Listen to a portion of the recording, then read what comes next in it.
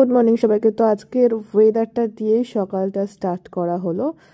তো সকাল সকাল ঘুম থেকে উঠে এই ঠান্ডার মধ্যে বলে রাখি চণ্ডীগড়ের প্রথম শীত আমার।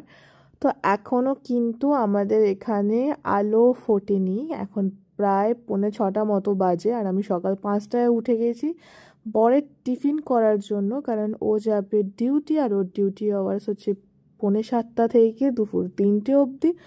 তো একবার তোমাদের ভালো করে দেখিয়ে দিই, 5:45 বাজে, আর ওখানে হচ্ছে বড় মার দর্শন করে নাও। তো চলো এবার আমরা যাই রান্নাঘরের দিকে। আজকে কি টিফিন বানাবো, এদিকে বর শুয়ে আছে আর এদিকে আমি পেঁয়াজ আর রসুন আর কাঁচা লঙ্কা কেটেছি। আজকে বানাবো পেঁয়াজ কলি ভাজা আর রুটি করে দেবো বরকে। তো এখানে পেঁয়াজ কলি ভাজতে বসিয়ে দিয়েছি, পেঁয়াজ কলি ভাজছে নিজের মতন, আর এদিকে আমি করছিলাম রুটি। আজকে ওকে এই টিফিনে দিয়ে দিলাম রুটি আর পেঁয়াজ কলি ভাজা। তারপর বানিয়ে নিলাম হচ্ছে চা, কারণ